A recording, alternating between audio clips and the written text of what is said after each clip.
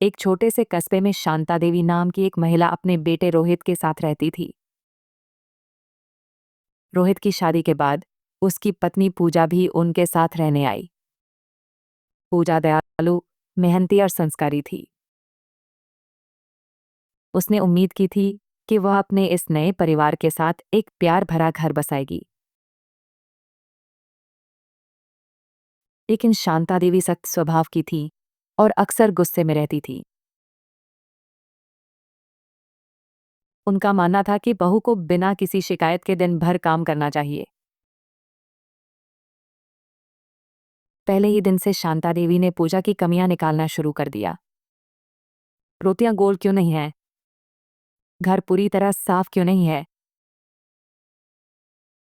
तुम्हारे खानदान की लड़कियों को काम करना नहीं आता क्या?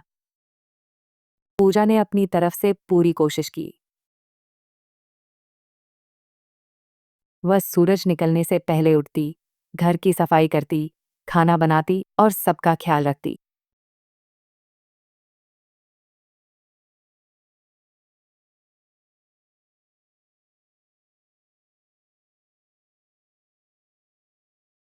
फिर भी शांता देवी कभी खुश नहीं होती थी। दिन महीनों में बदल गए। वह लगातार होने वाली टोका टाकी धीरे धीरे मानसिक प्रताड़ना का रूप लेने लगी। कभी कभी आंट देवी जोर जोर से चिल्लाती, पूजा का अपमान करती और छोटी छोटी गलतियों के लिए उसे जिम्मेदार ठहराती। रोहित अपनी माँ से बहुत प्यार करता था, इसलिए वह यह सोचकर चुप रहता कि यह तो घर घर की आम बात है। लेकिन अंदर ही अंदर पूजा खुद को अकेला और आहत महसूस करती थी। उसने अपने माता पिता को कभी कुछ नहीं बताया, क्योंकि वह उन्हें परेशान नहीं करना चाहती थी। उसे विश्वास था कि एक दिन उसकी सासू माँ उसे जरूर समझेंगी। एक शाम कुछ ऐसा हुआ जिसकी किसी ने उम्मीद नहीं की थी। शांता देवी अचानक आंगन में फिसल गईं और उनके पैर में गहरी चोट आई। रोहित काम के सिलसिले में शहर से बाहर गया हुआ था, इसलिए घर पर पूजा ही अकेली थी।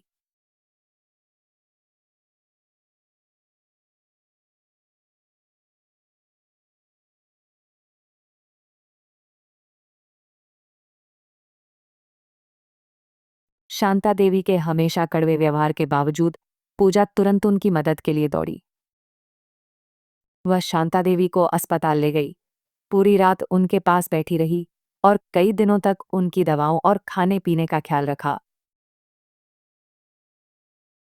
इस दौरान शांता देवी न तो चल सकती थी और न ही कोई काम कर सकती थी।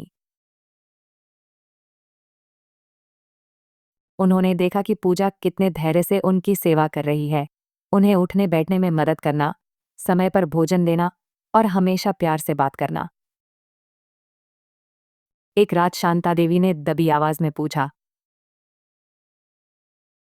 पूजा, मेरे इतना सब कुछ कहने के बाद भी तुम मेरी इतनी सेवा क्यों कर रही हो?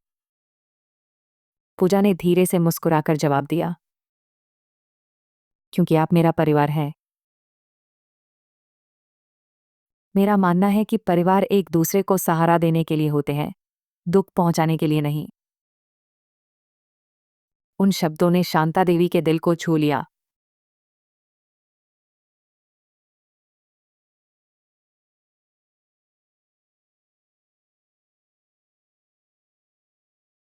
पहली बार उन्हें एहसास हुआ कि वे कितनी अन्यायी रही थी। उनका गुस्सा, कड़वी बातें और लगातार अपमान करना भी घरेलू हिंसा का ही एक रूप था, भले ही वह शारीरिक न हो।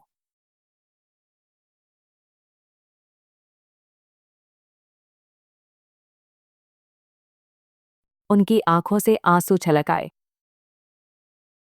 मुझे माफ कर दो पूजा। मुझे लगा कि सख्ती करने से ही एक अच्छी सास बना जाता है, पर मैं भूल गई थी कि दया और प्रेम से ही एक अच्छा परिवार बनता है। उस दिन से शांता देवी बदलने लगी। वह पूजा से प्यार से बात करती, ठीक होने के बाद घर के कामों में हाथ बटाती और उसे बहू की जगह एक बेटी की तरह समझने लगी। रोहित को भी समझ आ गया कि अन्याय के सामने चुप रहना भी हालात को बदतर बना सकता है।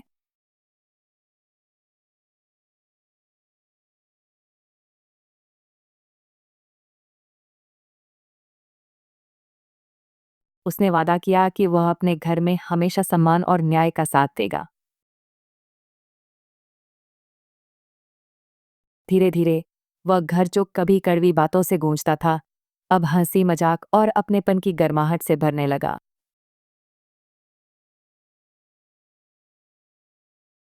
पड़ोसियों ने भी यह बदलाव महसूस किया। शांता देवी अक्सर उनसे कहती थी, बहू कोई दुश्मन नहीं होती, वह भी किसी की बेटी है जो प्यार और सम्मान की हकदार है। और पूजा को आखिरकार यह एहसास हुआ कि अब यह घर सच में उसका अपना है। घरेलू हिंसा सिर्फ शारीरिक नहीं होती, कड़वे शब्द और लगातार किया गया अपमान भी गहरा जख्म देते हैं।